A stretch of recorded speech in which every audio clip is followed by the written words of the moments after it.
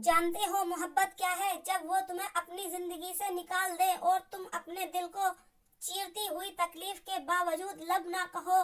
जब वो तुम्हें बिना तुम्हारे किसी कसूर के तुम्हें इग्नोर करे और तुम इस पर सब्र कर लो, लेकिन तुमसे उनके खिलाफ कुछ सोचा ना जाए।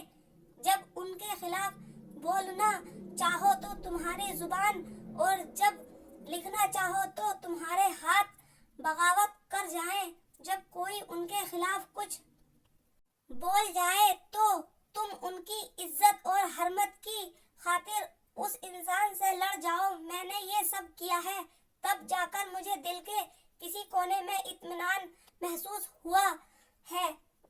उसने छोड़ दिया तो क्या हुआ? मोहब्बत मैंने भी की थी। मोहब्बत के कुछ तकाजे होते हैं। मोहब्बत कुर्बानियां मांगती है, कभी रूह की, कभी जान की और कभी ख्वाहिशात की।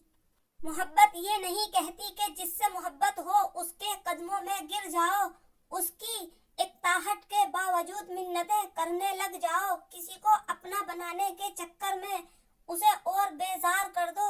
मोहब्बत ये भी नहीं कहती कि अगर मोहब्बत नामहरम से हो तो माँ बाप की हक तलफी कर दो और उनका सर झुका दो। अल्लाह की मोहब्बत में तजावज कर जाओ, बहन भाइयों का मन तोड़ दो और सिर्फ अपने नफ्स के पीरवी में लग जाओ। मोहब्बत ये भी नहीं कहती कि बेसुकून रहने लग जाओ, बेचैनी को सवार कर लो, अल्लाह के अलावा इंसानों के सामने रोते बैठ जाओ। आखिर में जब कुछ ना बने तो अल्लाह के सामने शिकायतों का अंबार लगा दो, अपनी जबान को शिकवों का आदी बना लो और मोहब्बत में इतना आगे बढ़ जाओ कि अल्लाह की बनाई हुई हदों को तोड़ दो। अगर ऐसा है तो वो सब कुछ हो सकती है, लेकिन मोहब्बत हरगिज नहीं हो सकती। मोहब्बत तो कहती है तुम गम ना करो, बस सब्र करो, मैं सब्र करने वालों के साथ हूँ। इश्क और मोहब्बत एक ही डोरी में बंधी दो मुख्तलिफ गिरे हैं।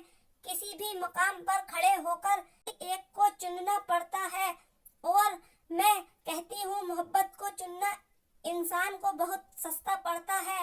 इसमें सिर्फ दिल जख्मी हो जाता है, मगर इश्क में पड़े स्यापे में इश्क बड़ा महंगा पड़ता है। बंदे को ये रगों में दौड़ते सुर्ख खून को स्याह कर देता है। ये जो बन पे आती जवानी का लुटना मांगता है, ये हुस्न के हर रम्ज को गर्वी रखना मांगता है। ये आंखों की शोखी का वीरानी में ढलना मांगता है।